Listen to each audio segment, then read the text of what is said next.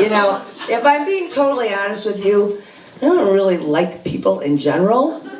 Now, not all people. I mean, but you gotta admit, the world would be better if some of these people were not here, right? Now, not anybody in this room, but you know, out there. Yeah. I mean, it's not just that I don't like people. There are people I don't trust. I'm gonna tell you who I don't trust. I don't trust people that don't watch television. Right? Yeah. You all got that friend, right? Hey Barb, what's your favorite show?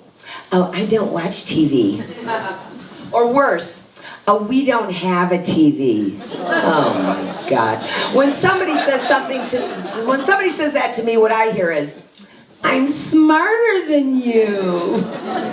I read books. Fuck you. Listen, I am not ashamed to tell you I love television. I love everything about it. I grew up in a house that had a TV in every room, literally. I mean, you know, people think we had big families in the 70s because we had no birth control.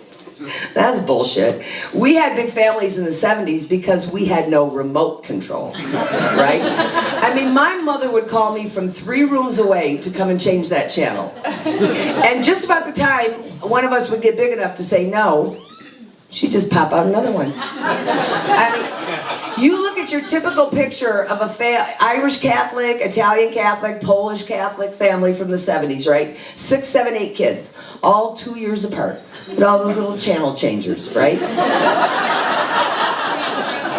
I look at that picture and I think, half of you fuckers wouldn't be here if the remote control had been invented 10 years earlier, right?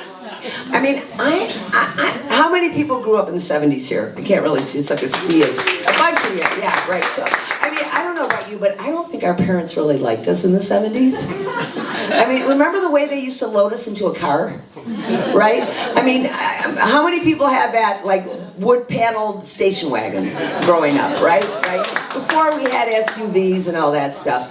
I mean, your typical station wagon in 1975 had a bench seat in the front, right? So mom and dad would put the toddler right in the middle, no seatbelt. Who wore a seatbelt in 1976, right? And then mom would just hold the infant on her lap, right? I mean, because if mom was going to go through the windshield, something was going to soften that blow.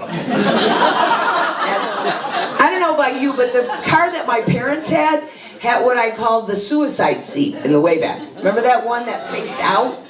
Right? I mean, that's typically where you put the kids you didn't like so much.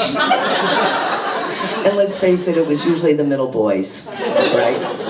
I mean, it was bad enough that you were gonna die, but you were gonna watch it happen. Yeah. I mean, you know, listen, in those days when you had 7, 8 kids, so what if you lost 1 or 2 along the way? Really? You know? All right, before I get out of here and make room for the next comic, I gotta share with you something that is really cracking me up these days. I am getting a kick out of all these 28-year-old hipsters walking around acting like they invented pot. Really? Now, I can't see, but I saw you at dinner, and I know there's some old stoners in this room. Come on. I mean, listen, you little fuckers. We did this shit when it was really illegal, right? I mean, nowadays, you go to a dispensary, it's like you're at the frickin' Apple store. When I was a kid, I was meeting some shady guy from the public high school in the parking lot behind McDonald's, right? And what did we know about grams? And I mean, we didn't know how to weigh anything in the 1970s. We measured things the old-fashioned way, with our fingers, right? Some of you remember this. Remember you could buy the 3-finger bag or the 5-finger bag. And if you were smart, you got a dealer who was kind of chubby. Finger bag. Yeah, and honestly, the quality was the worst, right? Back in those days. I mean, your typical 3-finger bag had 2 fingers of some really crappy Mexican shake with maybe some seeds and stems. And that 3rd finger was literally dirt. You could shake that little Ziploc and there'd be like a layer of dirt at the bottom. That's how bad it was. And you know, we were so paranoid in those days, we didn't talk about pot on the phone. You couldn't do that. They were after us, right? And so, you know, you talk in code. My code word was Larry. I used to say, hey Joe, I'm meeting Larry at the bakery for lunch today. Did you say that you wanted a full loaf or a half a loaf of that sourdough? Right? That's how we did it. Now, before I go, I want to take just a little statistical survey here, if I could. Let me ask by a show of hands, and I'm going to have to get to the edge of the stage to see that. But how many people in this room under the age of 45? Oh yeah, there's a bunch of you little youngsters. Okay, so I just want you folks to know that I have been smoking pot longer than you have been alive.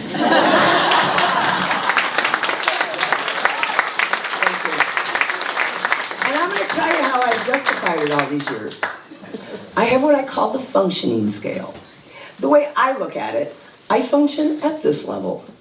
Most people function at this level. So I figure I have to give myself a little bit of a handicap so that others just have a fighting chance.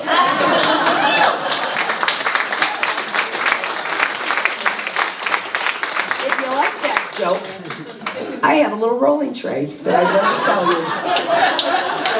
The functioning scale has my little face on it. And if you don't want to use it as a rolling tray, you could use it to put your keys on, or maybe serve some little hors d'oeuvres to Sal on Valentine's Day. Just saying. See me after the show. I'm Ann Duke. It has been a pleasure. Thank you.